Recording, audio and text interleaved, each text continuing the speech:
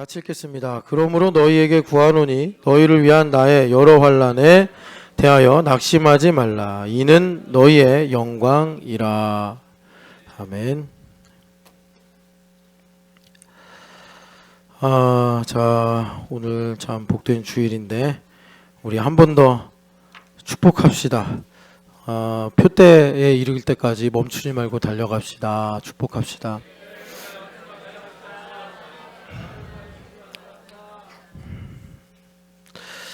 자, 다들 다사다난하신 것 같아요. 많은 일들도 있는 것 같고.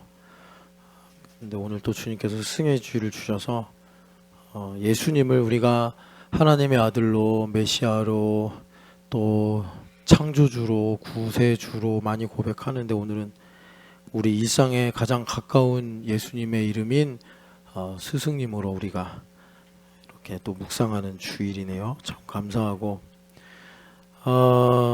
그래서 이제 우리가 말씀은 실상이니까 예수님을 스승으로 우리가 고백하는 이런 내용들이 우리 교회 교사들, 주일학교 지금 밑에서 다니엘부 예배하고 또 2부 때는 사무엘부가 예배하고, 이 교사들 축복하고 또 격려하고, 또 리더들도 어떻게 보면 교사죠. 그래서 우리 리더들도 위로하고, 그리고 우리 교회에 인원이 그렇게 많지 않은데 비율로 보면 교사들이 꽤 있습니다. 교사들이 꽤 있는데, 또 그런 세상에서 또 선생님을 하시는 분들 많이 또 우리가 축복하고, 그럴 때 이제 실상으로 우리의 영원한 스승이신 예수님께서 존귀해지시는 거죠.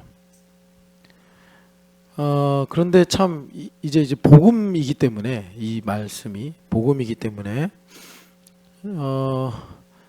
참 난감하죠. 우리 선생님들도 그럴 거예요. 우리가 이렇게 스승의 주일날 예수님 대신 내가 이렇게 격려와 또 사랑의 마음을 받는 것이 참 몸둘 바를 알 수 없는 그런 상황이 되는 거죠. 예수님, 난 나귀인데 예수님께서 타신 나귀이기 때문에 내가 존귀한 대접을 받으니까 참 이 모든 걸 남김없이 우리 예수님께 영광을 돌려야 되는데, 그래서 우리 여기 이제 특별히 교사들은 제가 그 간담회를 보니까 이제 얼마나 인심이 흉흉해졌는지, 선생님들이 아이들의 손편지 말고는 아무런 것도 받을 수 없는, 그게 무슨 공직자 청탁 금지법 이거에 해당되는 거래요. 그런데 선생님들은 그 고위 공직자가 아닌데 다만 그 공무원이라는 이유로 자연스러운 아이들과의 이런 접촉이나 마음을 나누는 일들도 이게 이제 죄악시가 되는, 이게 거꾸로 된 거죠. 거꾸로 된 거예요. 그래서 제가 그 간담회를 보면서 참 기가 막혔던 게 기분 상해죄가 있대요. 기분 상해죄. 그래서 칭찬도 하면 안 되는 거예요. 왜? 칭찬을 안 받은 아이가 기분이 상하니까. 참. 그래서 우리 선생님들 참 힘들겠다.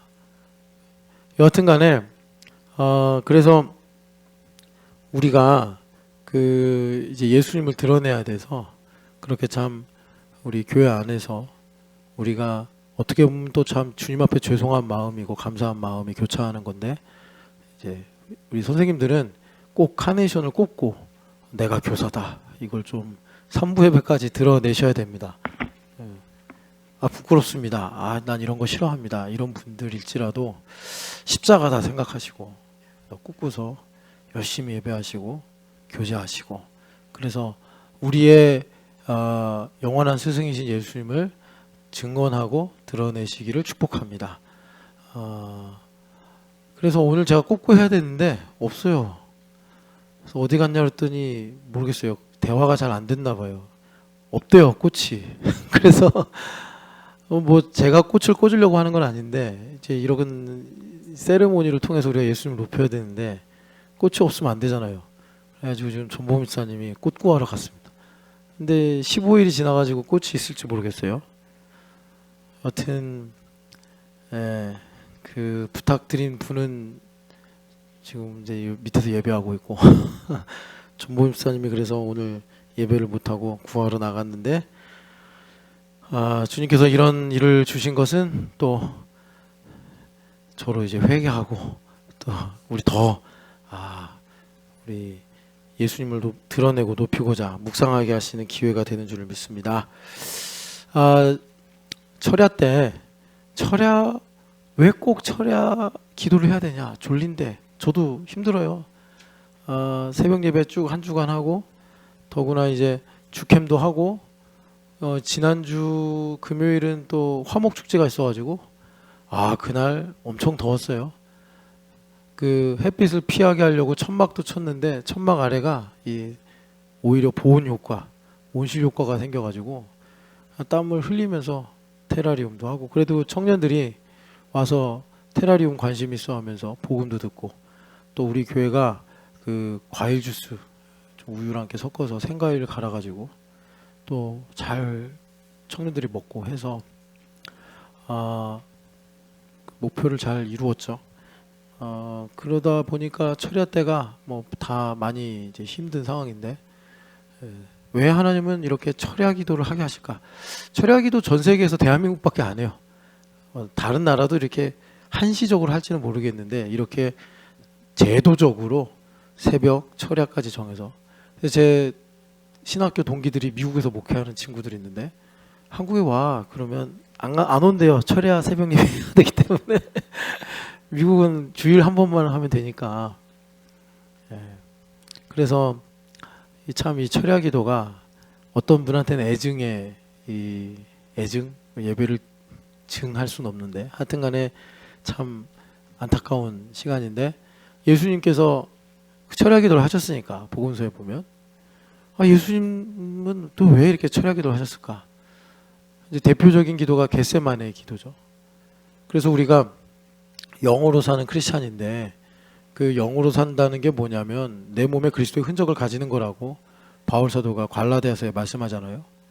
그래서 우리가 예수님을 또 제자가 되는 고백으로 따라가면서 그분의 발자취를 이제 밟는 거죠. 그 중에 하나가 겟세마네 기도, 심한 눈물과 통곡으로 간구하여 들으심을 얻었느니라 하신 그 겟세마네 기도. 근데 겟세마네 기도가 초유의 기도예요. 왜냐하면 예수님은요, 하나님의 뜻이면 전혀, 우리는 하나님의 뜻이 오면 화가 나기도 하고 실망하기도 하고 두렵기도 하고 헷갈리기도 하고 막 그러잖아요. 하나님의 뜻이 오면. 그런데 예수님은 그러신 분이 아니거든요. 하나님의 뜻 그러면 아멘. 마치 그 창세기 22장의 아브라함처럼. 근데 아브라함보다 훨씬 더 순도가 높게 예수님은 그렇게 순종의 대명사, 어린 양이라고 불리우실 만큼. 그래서 우리 방금 전에 찬양할 때 라이언 앤 램 했잖아요. 사자와 어린 양, 예수님의 그 동시적인 이미지인데 사자인데 어린 양처럼 순종해요. 여러분 그 나니아 연대기에서 그 사자가 어린 양처럼 죽는 거 감동적인 장면이죠. 보셨죠? 그 예수님이시란 말이에요. 근데 예수님께서 초유의 기도를 하신 게 뭐냐면 그 문장으로 보면은 노 하신 거예요. 이 잔을 내게서 옮기시옵소서. 뭐 우리처럼 막 원망하고 의심하고 그러신 건 아니고요. 아주 그 격식을 갖추어서 믿음으로 하나님을 경외하면서 이 잔을 내게서 옮기시옵소서. 사실 근데 물론 예수님 입장에서 우리가 인간적으로 이해하면 여러 모양으로 설명이 가능하겠지만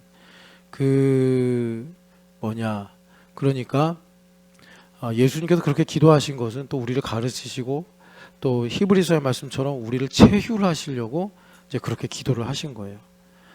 우리에게 따라오도록. 그러니까 예수님께서 사실은 예수님은 우리 같으신 분이 아니라서 중보기도를 받으실 필요가 없는 분이에요. 그죠? 그런데 제자들을 3명 데리고 와가지고 지근거리에서 예수님의 기도하는 소리를 듣게 하시고, 누가복음에서는 자세히 묘사가 되어 있는 것이 땀방울이 핏빛이 되기까지 기도하셨다. 그걸 이제 제자들이 보고서 물론 졸아가지고 예수님께 한 소리 듣기도 했지만 그런 과정 중에 이렇게 이제 우리에게 겟세마네 기도가 구체적으로 무엇인가. 성경에 보면 예수님의 기도가 몇 군데 있는데 가장 상세하게 묘사가 된 기도가 겟세마네 기도니까 이거 우리가 무시하거나 뭐 나의 성향에 따라서 좋다 안 좋다 할 수가 없는 거예요. 이거는 반드시 우리가 제자로서 가야 하는 길이다라고 할 수가 있는데, 여하튼 그래가지고 우리가 이제 겟세마네 기도의 본문을 갖고서 왜 철야 기도를 해야 되는가? 그러니까 이제 결론을 말씀드리면 우리 인생에 그런 순간이 있는 거예요. 우리 인생에 예수님을 믿고 살다 보면은 내가 정말 하나님을 사랑하고 하나님의 뜻이 이루어지길 원하는데 우리에게 이 잔을 내게서 옮기시옵소서라는 이 순간이 있다.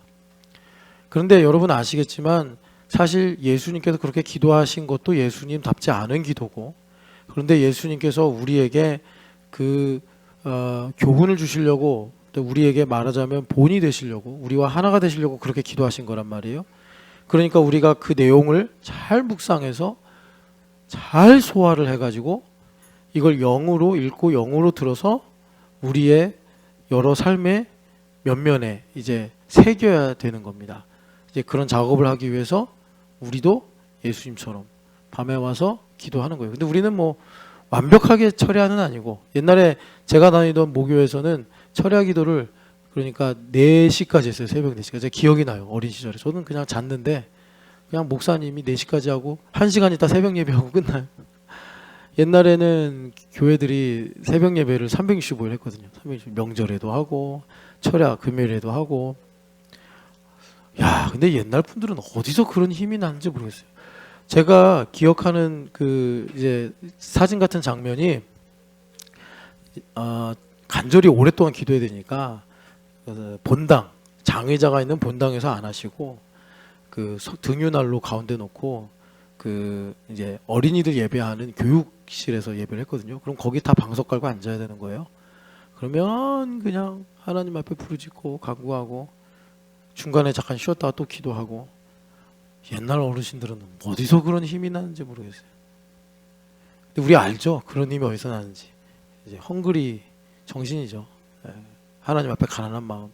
그래서 우리가 참 이 시대의 통증이 이런 거예요. 우리가 참 가난하고 겸손하고 온유하기를 원하는데, 우리가 머리로 아무리 깨달아도 겸손 이런 거구나, 가난이 이런 거, 이제 온유가 이런 거구나 아무리 깨달아도 옛날처럼 그냥 삶 자체가 가난한 것만 못해요.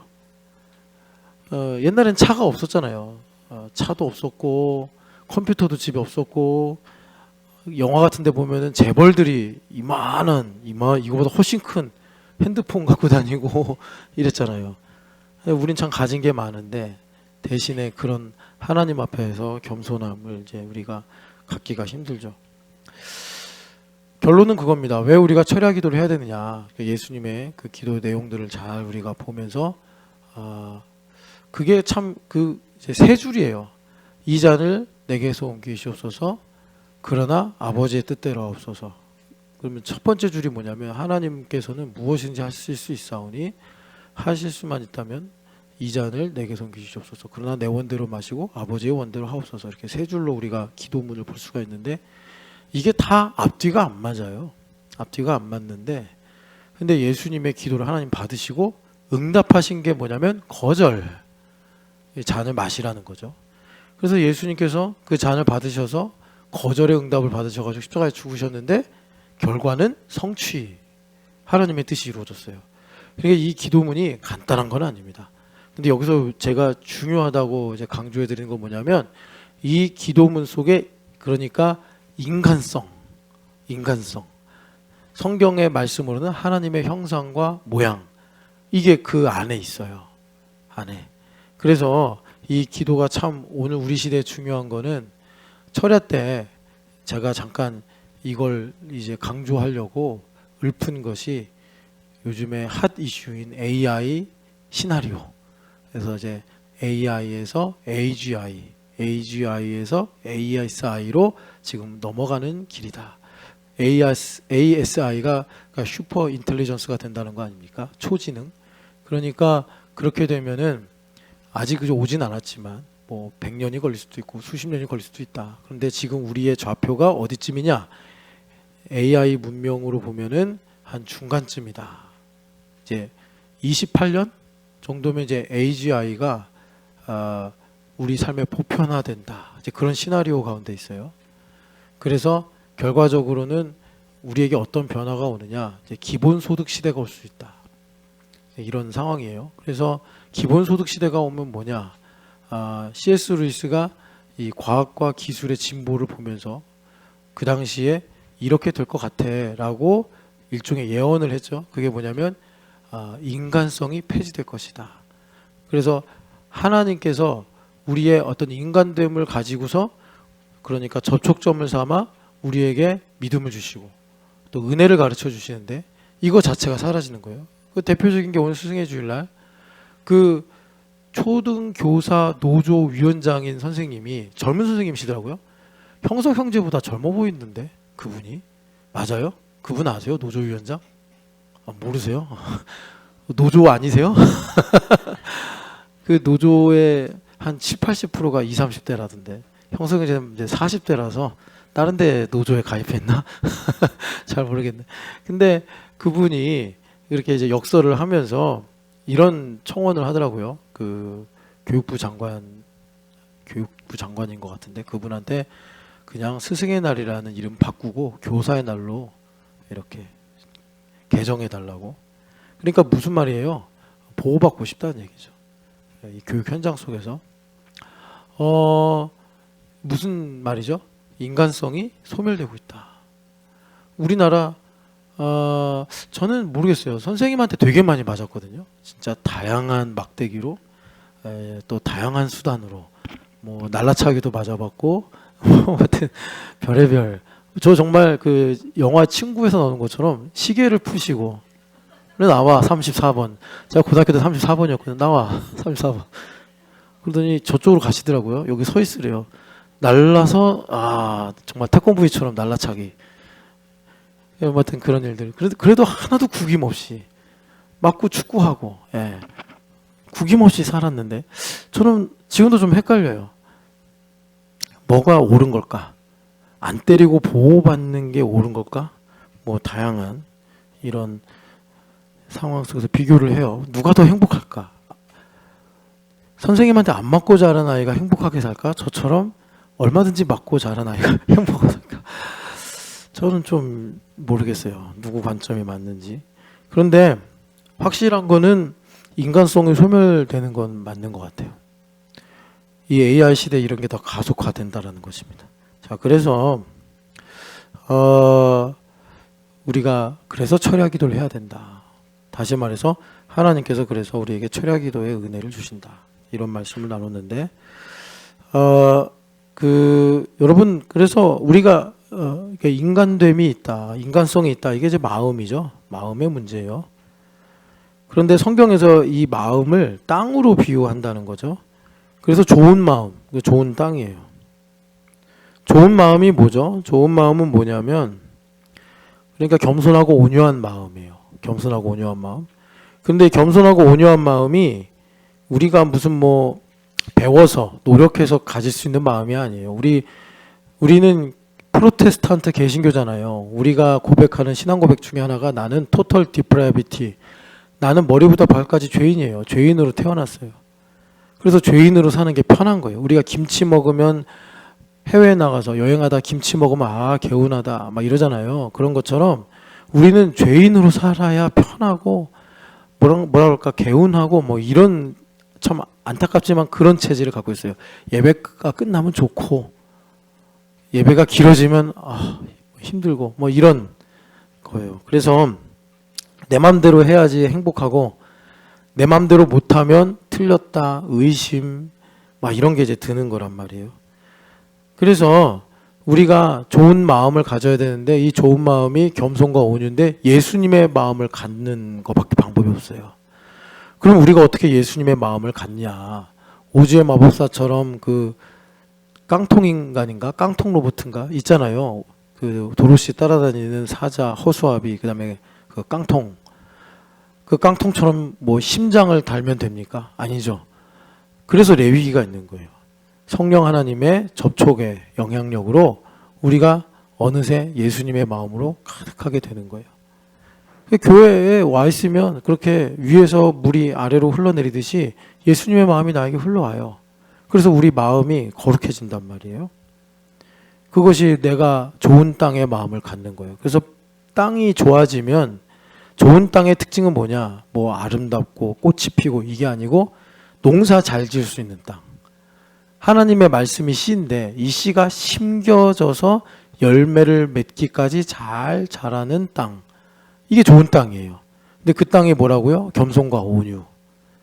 여러분들한테 누가 이거 하세요. 내가 원하지 않는데, 생각에도 없었는데 이거 하세요. 그랬는데 마음이 굳어지고 마음이 뭐라 그럴까? 뭐 화가 나거나 갈등이 생기고 복잡해지면 여러분 좋은 땅을 달라고, 좋은 마음을 달라고 기도해야 돼요. 여러분들은 이렇게 생각할 수 있어요. 우리 교회가 그 신앙 고백을 하는 가운데 그 사변적 신앙을 많이 대적하잖아요. 경계하는 거죠. 하나님 말씀이면 뭐든지 오케이. 그런데 사람의 말, 목사의 말, 여원아 정수리 그만 보여줘. 그 다음에 예원이 같으면 엄마의 말. 예원이 하나님 말씀 잘 들을 거지.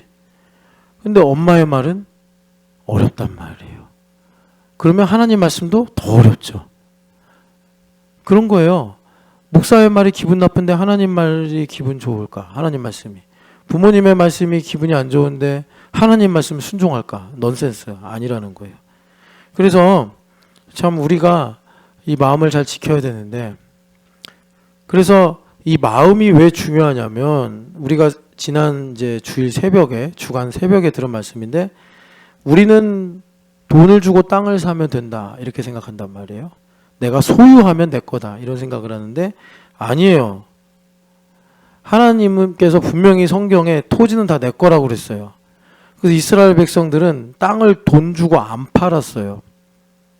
그런 기록들이 많아요. 그래서 나봇이 아합에게 땅을 뺏겼는데 그것이 단순히 음모에서 죽임을 당한 것이 아니라 순교를 당한 거라고 성경에서 말씀해요. 순교를 당했다는 것은 예수님의 십자가의 모형이라는 거예요.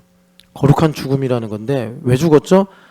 아니 몇 배로 땅값을 준다는데 안 팔았다는 거예요. 나봇이.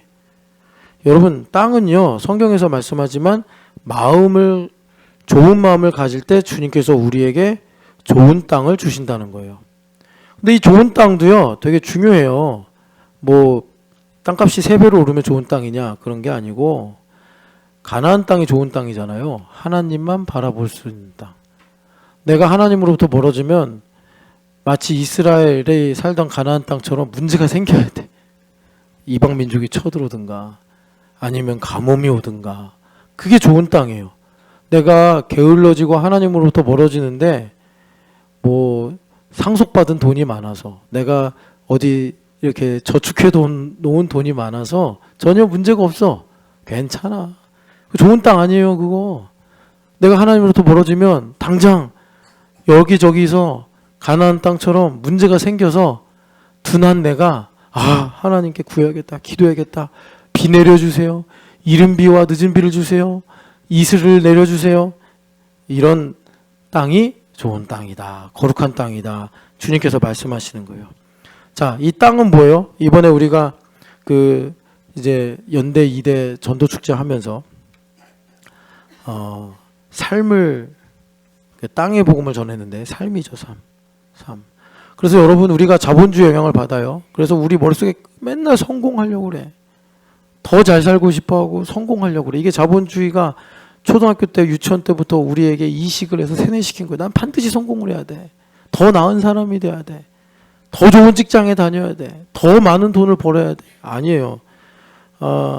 우리가 그러니까 삶은 뭐냐면 하나님과 동행하는 것이 삶이고 우리가 가나안 땅에서 하나님 주신 삶을 가지고 천국을 누리며 살아가는 거다라는 거예요. 그래서 우리가 지난 주간의 새벽 예배에 이제 신명기 말씀, 좋은 마음을 가져야지 우리가 좋은 땅을 갖는다. 자, 좋은 땅. 우리가 왜 좋은 땅에 주목하냐면 주님께서 우리가 지금 삶이 없어진단 말이에요. AI가 이제 AGI에서 ASI로 넘어가면 우리는 ASI 시대까지 갈지 모르겠는데 여하튼 확실한 거는 28년이면 이 AGI가 그러니까 그 말대로 보편화되기 때문에 AI를 사용하지 못하는 사람과 AI를 사용할 수 있는 사람이 정말 하늘과 땅으로 확 나눠진단 말이에요. 자, 이런 걸 두고서 이제 우리가 문제의식을 갖는 게 뭐냐. 삶이라는 게 없어지는구나. 삶이라는 게 없어지는구나. 그래서 우리가 이 삶을 왜 살아야 되는가? 내가 이렇게 힘들고 어려운데 이 흑암에서 나 이미 구원받았는데 왜 살아야 되는가? 왜 살아야 되냐면 이 삶이요 천국이기 때문에. 그러니까 내가 천국을 구원받은 사람이니까 소유하잖아요. 그 천국을 소유하는 방법이 내가 일상을 살아가는 거예요. 일상을 예수님과 동행하면서 살아가는 것. 우리 예원이가 학교를 다니고 신영기 집사님이 출근하고 신영기 집사님이 먹고 살려고 출근하는 게 아니라 천국을 침노하기 위해서, 예원이가 대학 가려고 하는 게 아니라 예원이가 학교를 다니면서 그리스도의 인격이 자라가 천국이신 예수님을 더 깊이 알기 위해서 우리가 일상을 살아가는 거예요. 그래서 일상을 살게 하신 은혜가 크다. 참 세계에 전쟁이 끊이지 않고 뭐 여러 가지 재앙이 끊이지 않는데 그래도 대한민국 가장 전쟁이 일어날 가능성이 높은 대만 그리고 중동 한반도 이 세 지역이 가장 전쟁이 일어나기가 높아서 기업인들이 글로벌 금융회사에서 대출을 받으려고 그럴 때 이자를 더 낸대요. 우리나라 기업은 왜? 이 전쟁 리스크가 있기 때문에. 그래서 우리나라에 이렇게 하나님께서 일상을 주시는 게 큰 은혜라고. 우리가 이런 은혜에 익숙해서 당연한 줄 아는데 절대 그렇지 않다는 거예요. 여하튼 우리가 살아야 될 이유가 뭐냐? 천국을 소유하기 위해서. 천국을 소유하기 위해서인데 천국을 소유하려면요. 천국의 비밀을 아는 것을 우리가 받아야 된단 말이에요. 그것을 받아 더 풍성하게 누려야 된단 말이에요. 그래서 우리가 지난주에 마태복음 13장의 이 천국 비유 이 말씀을 쭉 봤는데, 그래서 주님께서 이 천국 비유들을 우리가 겨자씨 비유, 좋은 진주를 구하는 장사의 비유, 누룩의 비유, 이런 것들을 우리가 나의 삶에서 깨닫고 보아서 있는 자는 받아 더욱 넉넉해질 것이요. 우리가 그렇게 풍성한 천국의 삶을 살려면 플랫폼이 있어야 되는데 그 플랫폼이 씨 뿌리는 자의 비유다. 그래서 씨를 뿌리는 자의 비유가 뭐냐? 결론은 좋은 땅이 돼야 된다 이거예요. 좋은 땅이 돼야 된다. 좋은 땅이 돼야 된다. 자, 여러분 잘 따라오시죠? 오늘 설교 중요해요. 우리 교회 간판 보면 디사이플십, 철치십 디사이플십인데 우리 교회 표대가 뭐냐? 지금 그쪽으로 가고 있는 중이에요. 우리 교회 표대가 뭐냐? 자, 그 표대로 가기 위해서 지금 우리가 중간에 이른 결론이 뭐냐면 좋은 땅이 돼야 된다. 내 마음이 좋은 땅이 돼야 된다. 그래서 여러분들이 성공해서 돈을 많이 벌어서 남들보다 잘 살아서 행복한 게 아니라 천국을 소유해서 행복해야 되고, 그러려면 내 삶을 천국으로 읽을 수 있는 천국의 비밀의 열쇠를 가져야 된단 말이에요. 그 좋은 땅. 그래서 여러분 복음서가 4권이잖아요. 4권인데 4권 다 관점이 다 달라요. 관점이 다 다른데 좀 더 자세하게 나누면 요한복음하고 마태, 마가, 누가가 이렇게 달라요. 그래서 마태, 마가, 누가를 관점이 비슷하다. 그래서 공관복음 이렇게 말하는 거예요. 공관복음. 그런데 이 공관복음도요, 또 차이가 있어요. 마가에만 있는 말씀, 누가에만 있는 말씀, 마태에만 있는 말씀. 마가복음은 예수님의 탄생에 대해서 언급을 안 해요. 근데 마태랑 누가는 예수님의 태어난 일에 대해서 기록을 하고 있어요. 그런데 다른 기록들도 있지만 겹치는 기록도 있어요. 그러면 마태복음, 마가복음, 누가복음이 한 입으로 말하는 거는 매우 중요하다는 거예요. 그건 정말 잊어버리면 안 된다는 거예요. 그런 것 중에 대표적인 게 십자가, 예수님의 십자가. 그러고 보면 크리스마스는 그렇게 중요한 게 아닌 거예요. 왜? 누가복음, 마태복음만 기록하고 있어요. 마가, 요한은 패스 해버렸어요. 똑같이 기록하는 것 중에 하나가, 심지어 요한복음에도 나와 있는 기록 중에 하나가 오병이어 사건이에요. 오병이어 사건 생각보다 상당히 중요한 거예요. 그리고 마태, 누가, 마가 이 세 복음서에 똑같이 기록하는 성경 말씀 중에 하나가 오늘 이 씨 뿌리는 비유예요. 그러니까 마가, 누가, 마태가 다 다른데 이 씨 뿌리는 비유는 똑같아요. 똑같아요. 그런데 똑같지만 조금씩 차이가 있어요. 마태복음 13장을 보시겠어요? 마태복음 13장 23절을 보시면 좋은 땅을 뭐라고 말씀하시는가? 마태복음 13장 23절 말씀 같이 읽겠습니다. 좋은 땅에 뿌려졌다는 것은 말씀을 듣고 깨닫는 자니 결실하여 어떤 것은 100배, 어떤 것은 60배, 어떤 것은 30배가 되느니라. 아멘.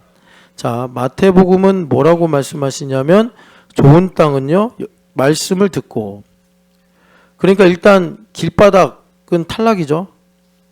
말씀을 듣고 그리고 깨닫는 자다, 이렇게 말씀해요.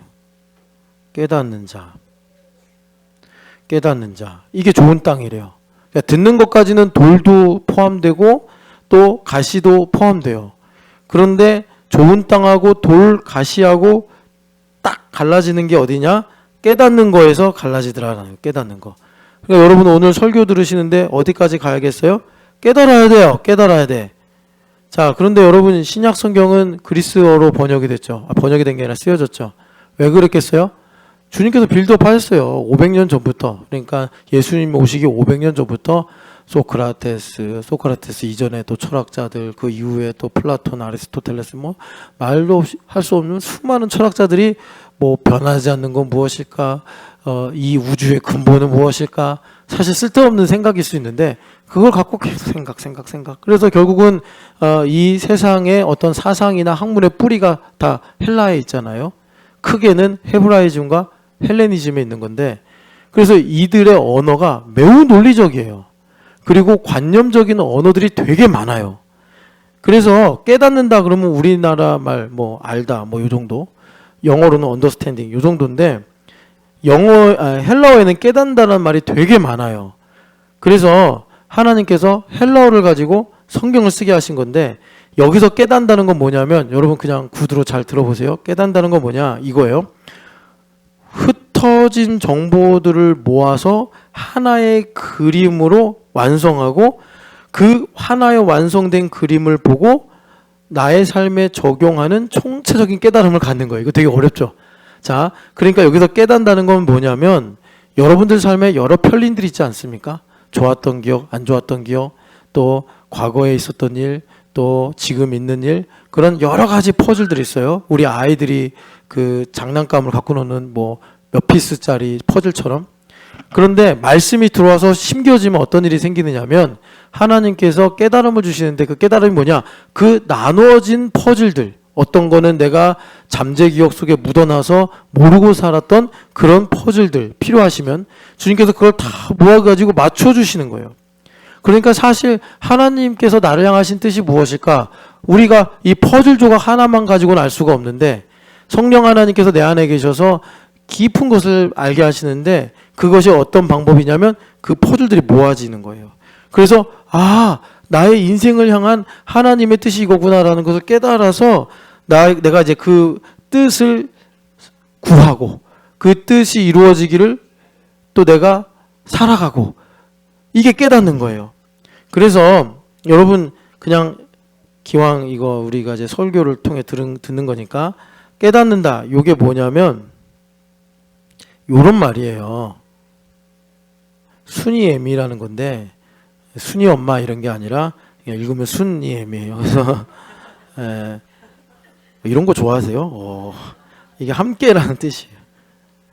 이게 이제 그 뭐 모으다, 뭐 이렇게 보내다라는 뜻인데 원래는, 그러니까 내가 함께 모아서 깨달음을 얻는다. 그래가지고 일리아드나 오디세이 같은 이제 책을 보면은 이 순이애미가 어떻게 쓰이냐면, 이 두 물줄기가 합쳐져요. 정선에 가면은 그 동강이 합쳐지는 풍경이 그렇게 아름답대잖아요. 구불구불 흘러오다가. 그러니까 두 물줄기가 하나로 합쳐지면 어떻게 되죠? 아주 거세게 흘러가죠. 그렇게 묘사를 해요. 그 책에 보면. 그러니까 나의 삶에 나눠졌던 갈래들, 아버지 이야기, 어머니 이야기, 20대 때 이야기, 초등학교 때 이야기, 군대 시절 이야기, 헤어졌던 이야기, 실패했던 이야기, 행복했던 순간의 이야기, 이런 여러 갈래들이 마침내 한 강 물줄기로 합쳐져서 세차게 흘러가듯이 하나님의 말씀이 내 안에 모여지면, 내가 하나님의 경륜에 편승되어 있으니까 나는 어떤 것들은 무서워서 덮어놓고 살고, 어떤 것은 회피하고 살고, 어떤 것들은 용서하지 못하고 살고, 어떤 것들은 버린 채로 살고, 그래서 내 삶이 막 찢겨지고 갈라지고 터진 채로 있었는데, 우리 예수님께서 이제 나를 어떻게 하시죠? 맨날 새롭게 빚으신다고. 가루로 만들어서 내가 하나님 앞에 헌신하고 서원할 때, 그래서 다시 나를 쫙 모아서 마치 여러 갈래의 물줄기들이 모여가지고 하나의 거대한 강물줄기가 돼서, 이게 뭐겠어요? 하나님의 경륜이겠죠. 거기에 편승되어 살아가게 하시는 이 일들을 주시는 게 말씀을 듣고 깨닫는 것이다, 이거예요. 그래서 주님께서 우리에게, 자, 좋은 땅은 뭐예요? 하나님 말씀을 들어요. 이 말씀이 심어지면, 여러분, 말씀 자체가 생명이요, 이 생명은 사람들의 빛이라 그러잖아요. 그래서 나의 삶의 조각들을 모은다고. 이제 우리가 과학이 발전하고 또 뭐 철학이 발전하고 이래가지고 도움을 많이 받는데, 인간이 의식에선 그렇게 안 하는데 무의식에서는 필터 작용을 한다고요. 그래서 내가 싫어하는 건 막 묻어놓는다고. 거기서 불행의 씨앗이 생기는 거예요. 왜? 나 스스로가 나를 부정하고 사니까. 그런데 하나님의 말씀이 딱 심겨지면, 우리 하나님은 선하시고 인자하시고 전능하시고 또 거룩하셔서 이런 것들을 다 하나님의 영광과 뜻을 위해서 회복시켜 주신단 말이에요. 그래서 내가 두려워하던 기억들, 불행하다고 생각하는 기억들, 내가 용서할 수 없는 일들, 내가 타인도 용서 못하지만, 여러분 이거는 복음이니까 다 아시죠? 내가 A라는 사람을 용서 못하면 사실 A라는 사람을 용서하지 못하는 만큼 나를 용서 못하는 거예요. 그래서 주님께서 그렇게 용서하고 사랑하고 섬기라고 하시는 거예요. 나를 잘 되라고. 나를 잘 되라고. 자, 그래서 주님께서 우리에게 말씀을 심으시면 이 말씀에 생명력이 있어서 나에게 깨달음을 주는데, 이게 그냥 말씀이 그런 거구나, 이 말씀이 이런 내용이구나, 이렇게 이해하는 게 깨닫는 게 아니고, 이 말씀이 나에게 심어져서 내 모든 삶의 퍼즐들을 모아가지고 하나님의 뜻이 이거구나라는 걸 깨달아 내 마음에 자원하는 마음을 주셔서 그 뜻대로 담대하게 살아가게 하시는 지혜와 능력을 주시는 것들하는 것입니다. 자, 이게 좋은 땅이에요. 자, 마가복음으로 가봅시다. 마가복음 4장 20절. 마가복음 4장 20절을 보시면 여기도 좋은 땅이 있는데 같이 읽어보겠습니다. 좋은 땅에 뿌려졌다는 것은 곧 말씀을 듣고 받아 30배나 60배나 100배의 결실을 하는 자니라. 아멘. 자, 마가복음에서는 뭐라고 그러냐면, 여기까지는 똑같죠.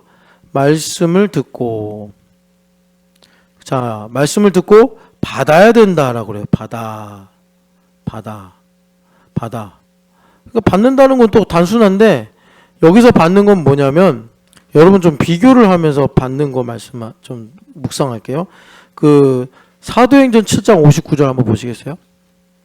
사도행전 7장 59절 보면은 스데반 집사님이 순교를 하세요. 순교를 하시는데, 순교하시기 직전에 마지막 기도를 하나님께 올려요. 그 기도 내용입니다. 59절 같이 읽어보겠습니다. 그들이 돌로 스데반을 치니 스데반이 부르짖어 이르되 주 예수여 내 영혼을 받으시옵소서 하고. 아멘. 그러니까 여기서 받으신다라는 것은 이런 거예요. 간절한 기도죠. 지금 자신이 순교하고 있어요. 그런데 하나님께 이제 자신의 영혼을, 예수님 이르셨잖아요. 내 영혼을 주께 의탁하나이다, 이렇게 기도하셨는데, 스데반 집사님도 예수님처럼 내 영혼을 받으시옵소서. 그러니까 거절하지 마시고, 뭐 하나님께서 스데반 집사님이 이제 죽음에 임박했을 때 스데반 집사님을 외면하실까봐 이런 것이 아니라 하나님께 내가 나아가기를 간절히 바라는 거죠. 그러니까 죽음을 두려워하지 않고, 이런 사람들의 분노를 두려워하지 않고 오히려 천사의 얼굴을 하고 이제 죽음을 맞이하실 수 있었던 거예요. 자, 여기서 받는 거는 그러니까 하나님께 나아가는 것이요, 하나님께서 거리낌 없이 받으시는 거예요. 하나만 더 볼게요. 누가복음 16장 4절 보시면 여기도 이제 받는 말씀이 나오는데, 제가 왜 이렇게 비교를 하냐면, 나중에 이제 말씀을 받는다는 게 뭔지를 좀 우리가 확실하게 알려고 비교하는 겁니다. 그러니까 여기서는 한글로는 똑같이 받아인데 사실은 원어로 보면 달라요. 근데 뭐 여기서 원어 얘기해봐야 여러분들 큰 도움은 안 되잖아요. 자, 16장 4절인가? 네, 4절 같이 읽어보겠습니다. 내가 할 일을 알았도다. 이렇게 하면 직분을 빼앗긴 후에 사람들이 나를 자기 집으로 영접하리라 하고. 아멘. 여기 영접한다라고 하는데, 그러니까 여러분 이 비유 다 아시니까, 이 사람이 지금 잘리게 생겼어요. 주인의 이 재물을 관리하다가. 그래가지고 지금 어떻게 하냐면 영수증을 위조해가지고 그 빚을 탕감해주고 있단 말이에요.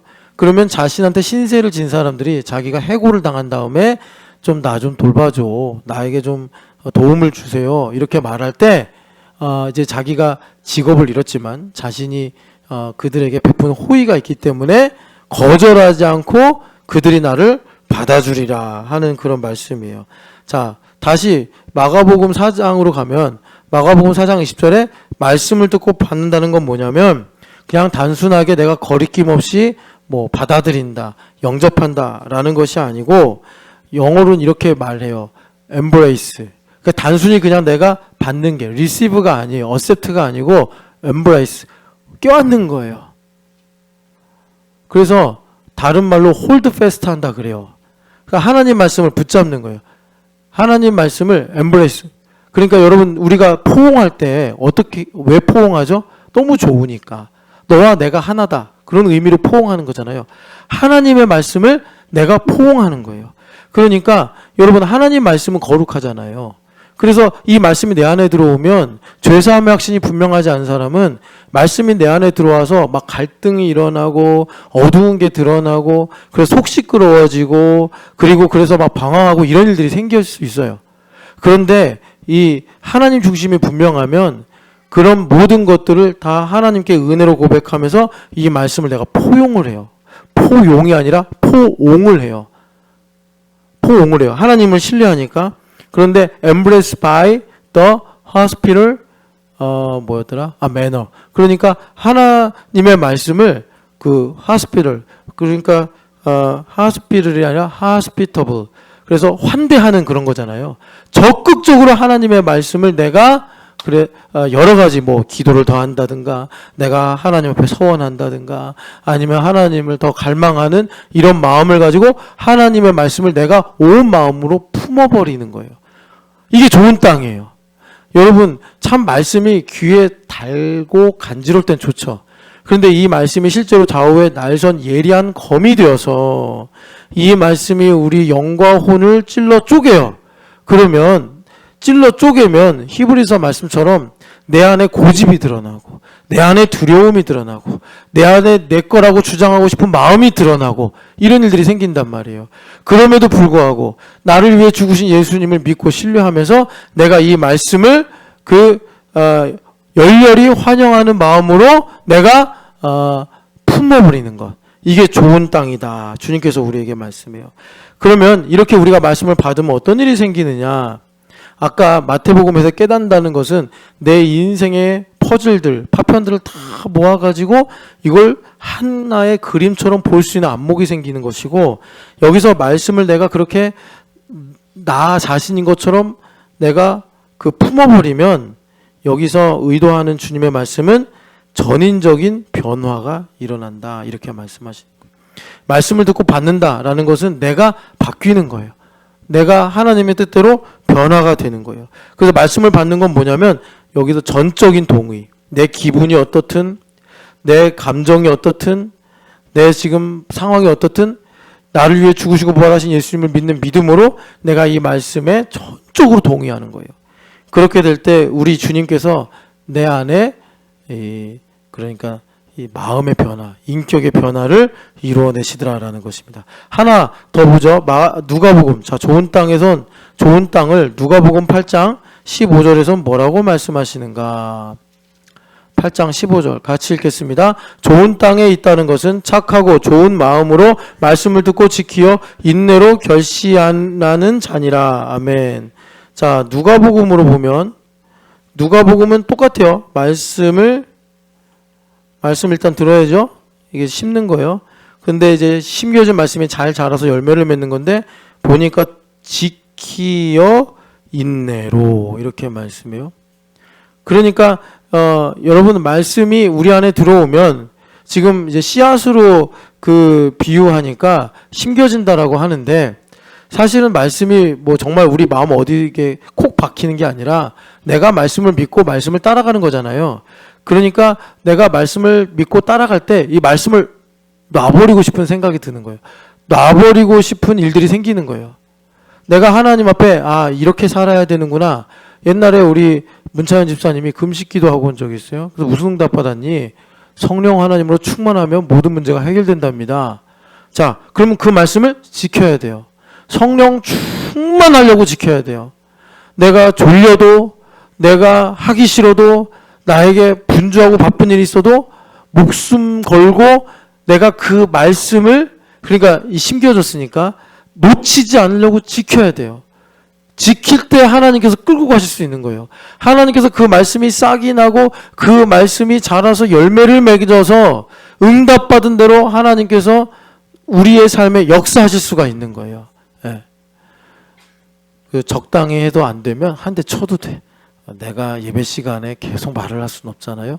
그러니까 그때는 한 대 탁 쳐도 돼. 자, 지킨다는 게 무슨 말씀인지 알겠죠? 그런데 뺏어가요. 사실 정확하게 말하면 뺏어가는 게 아니라 내가 놓는 거예요. 내가 기억에서 놔버리고, 또 여기 여러분 주님께서 밭에 비유해서 여러 가지 말씀하시지만 세상의 유혹 때문에 놔버리고, 또 내 마음에 내가 모르고 살던 큰 돌멩이 때문에 놔버리고 이러는 거예요. 여러분 좋은 땅 되셔서 하나님의 말씀을 꼭 붙잡으시기를 축복합니다. 모든 것은 사라져요. 풀과 꽃처럼 사라지지만 하나님의 말씀은 영원한 거예요.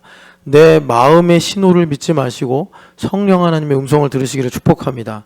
그래서 좋은 땅은 뭐라고요? 말씀을 들은 다음에 지킨단 말이에요. 지켜야 돼. 이 말씀이 생명이에요. 내 돈이 생명이 아니에요. 내 힘이 생명이 아니에요. 말씀이 생명이에요. 이 말씀을 붙잡으면 살아요. 내 힘을 믿고 내 돈을 믿고 내 능력을 믿으면 사라져요. 여러분 말씀을 지키시기를 축복합니다. 그 다음에 여기서 누가 사도가 하나 더 말씀하시는 게 인내로. 인내. 여러분 인내. 근데 인내로 갑시다. 인내는 뭐냐면 여러분 그 로마서를 봅시다. 로마서 5장을 보면은 자, 우리한테 인내를 말씀하시죠. 5장 3절부터 어디까지 보시냐면 5절까지 읽을게요. 5장 3절부터 5절까지 같이 읽겠습니다. 다만 이뿐 아니라 우리가 환난 중에도 즐거워하나니 이는 환난은 인내를, 인내는 연단은 소망을 이루는 줄을 알미로다. 소망이 우리를 부끄럽게 하지 아니함은 우리에게 주신 성령으로 말미암아 하나님의 사랑이 우리 마음에 부은 바 됨이니. 아멘. 먼저 여러분 여기 이제 믿음의 성장 과정이에요. 그런데 인내는 왜 하게 되죠? 힘드니까 인내하는 거예요. 그러니까 하나님께서 힘든 일을 주신다는 거예요. 각 사람에게 딱 힘들 만한 일을 보내세요. 그러니까 신집사님이 만사를 힘들어하는 게 아니에요. 자기가 좋아하는 일이거나 자기가 중요하게 생각하는 일 때문에 힘든단 말이에요. 그러니까 하나님께서 각 사람에게 그 딱 핏이 되는 옷을 입혀주시듯이 환난의 그 내용을 주시는 거예요. 그 사람이 제일 힘들어할 종류를 딱 집어서 환난 허용하시는 거예요. 그런데 중요한 거는 누구에게 그런 일을 주시느냐. 누구에게 주세요? 영광을 바라고 즐거워하는 사람. 무슨 사람이에요? 죄사함의 확신이 분명한 사람. 그러니까 고린도전서에 보면은 감당할 만한 시험을 주신다 그러죠. 감당할 만한 시험을 주신다는 게 뭐냐면 우리가 유한한 인간이잖아요. 죄사함의 확신도 유한해요.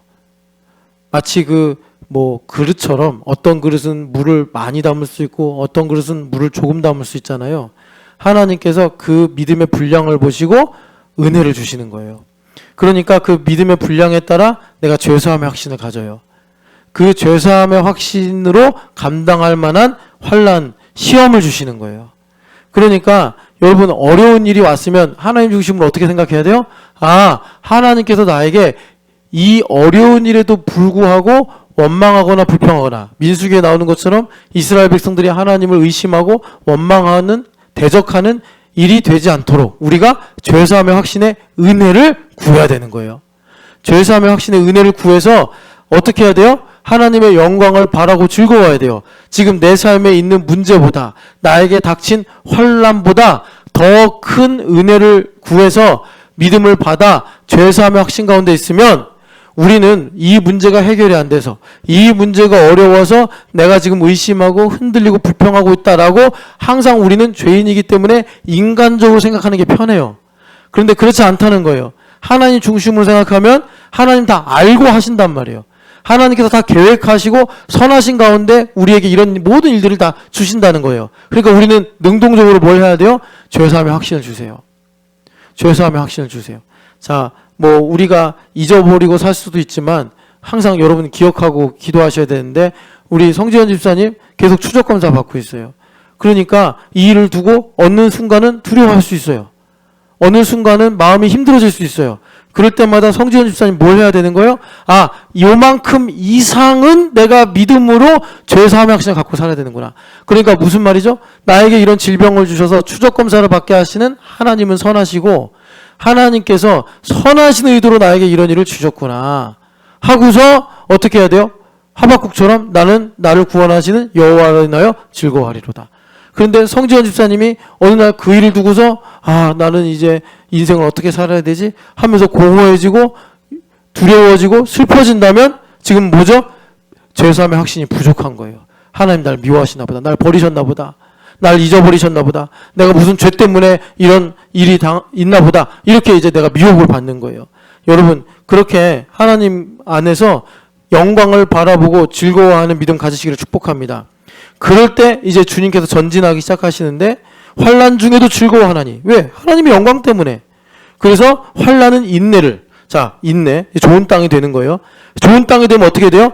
연단을 받는다. 이 연단이 나중에 여러분들 로마서 읽어보시면 12장 2절에 하나님의 선하시고 기뻐하시고 온전한 뜻이 무엇인지를 분별한다라는 분별과 같은 단어예요. 그러니까 내가 좋은 땅이 돼요. 좋은 땅, 인내해서 좋은 땅이 돼버리면 거기에 나의 생각은 사라지고 하나님의 뜻만 분명해지는 거예요. 그러면 소망을 이루어서 실상이 된다. 그러니까 하나님께서 나의 삶에서 일을 하기 시작하신다.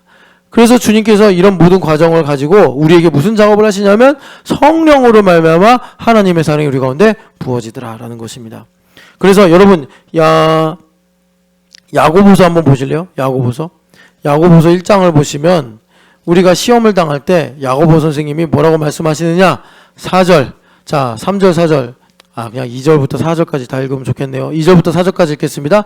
내 형제들아, 너희가 여러 가지 시험을 당하거든 온전히 기쁘게 여기라. 이는 너희가 믿음의 시련이 인내를 만들어내는 줄을 알미라. 인내를 온전히 이루라. 이는 너희로 온전하고 구비하여 조금 더 부족함이 없게 하려 함이라. 아멘. 자, 여러 가지 시험을 당할 때 어떻게 해야 돼요? 인내. 그리고 우리가 좋은 땅만 되면 된다고요. 인내, 좋은 땅. 인내를 온전히 이루면 주님께서 거기다 대회양도 심고 소회양도 심고 소맥도 심고 대맥도 심고 귀리를 심으셔가지고 하나님께서 우리 삶에 풍년 농사 지으신단 말이에요. 여러분, 그렇게 인내로 좋은 땅이 되시기를 축복합니다. 주님께서 우리를 통해서 일하고 싶으실 때 바로 이렇게 인내를 주신다. 인내를 주신다. 자, 우리가 좋은 땅을 마태복음의 깨달음과 마가복음의 말씀을 받는 것과 그리고 누가복음의 지키어 인내로 하는 이 내용으로 좋은 땅이 되는 걸 보는 거예요. 그래서 이 좋은 땅을 통해서 하나님께서 우리에게 열매를 맺게 하셔서 그러니까 천국의 비밀을 깨닫는 복된 삶을 주신다. 약속을 하시는 것입니다. 자, 그래서 이제 그러면 좋은 땅이 됐다. 이거를 하나만 더 좀 봐야 되는데 뭐냐면 자, 누가복음 6장을 보세요. 제가 이 말씀을 그럼 좋은 땅으로 심는다는 게 뭔지를 하나의 예로 좀 말씀을 드릴게요. 누가복음 6장 보면 자, 성경 전체 구도로 보면 좋은 땅은 뭐죠? 가나안 땅이에요. 가나안 땅. 가나안 땅은 다른 말로 뭐죠? 안식이에요. 안식하는 땅. 그래서 하나님께서 가나안 땅에 들어가게 하신 거예요. 6장 1절부터 5절을 보면은 안식의 문제를 가지고 예수님께서 말씀하시는데 예수님께서 안식일의 주인이시래요. 그러니까 예수님께서 우리로 가나안 땅에 들어가게 하시는 분이세요. 그 다음에 6절부터 11절에 참 이 안식의 문제 때문에 주님께서 질문을 하시는 말씀이 나오는데 여기 9절을 같이 읽어보겠습니다. 예수께서 그들에게 이르시되 내가 너희에게 묻노니 안식일에 선을 행하는 것과 악을 행하는 것, 생명을 구하는 것과 죽이는 것 어느 것이 옳으냐 하시며 아멘. 자, 주님께서 지금 안식일의 주인이신 우리를 안식하게 하시는 예수님에 대해서 반감을 갖는 사람들한테 질문을 하신 거예요. 좋은 땅이 된다. 내가 안식을 한다. 자, 안식을 어떻게 이해하느냐가 중요한데 율법적으로 이해할 수 있어요. 율법적으로 이해하면 어떤 내용이냐? 사계명에 나오는 것처럼 아무것도 하지 마라.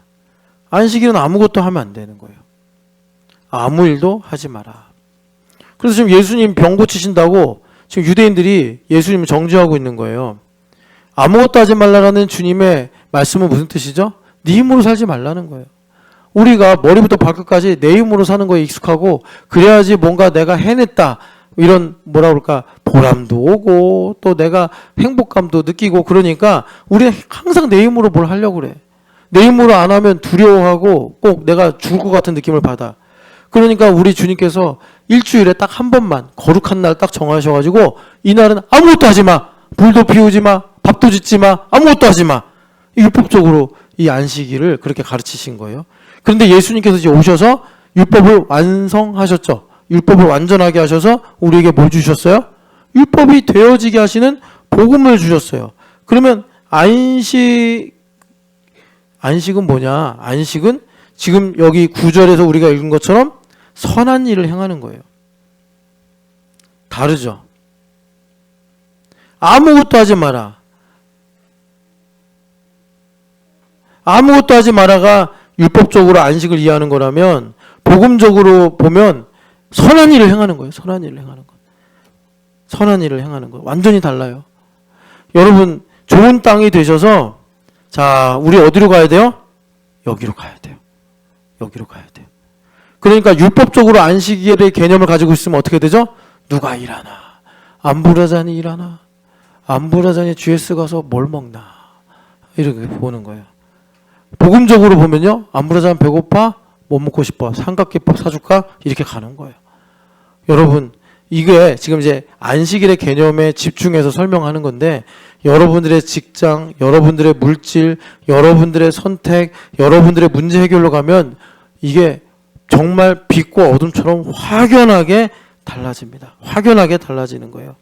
하나만 더 예를 들고 마칠게요. 여러분 이제 우리가 안식은 우리 삶의 선유? 지유지. 지우 너 왜 일어나서 돌아다녀? 5살이나 됐으면서. 지금 5살 손 들어봐. 여기 5살 없나? 시온이 5살이야? 언니 6살. 슈퍼파워. 여기 앞에 봐봐. 슈퍼파워. 너도 정신 차려 임마. 너도. 지우. 여기 우리 5살들 되게 많은데. 지우 어디서 지우?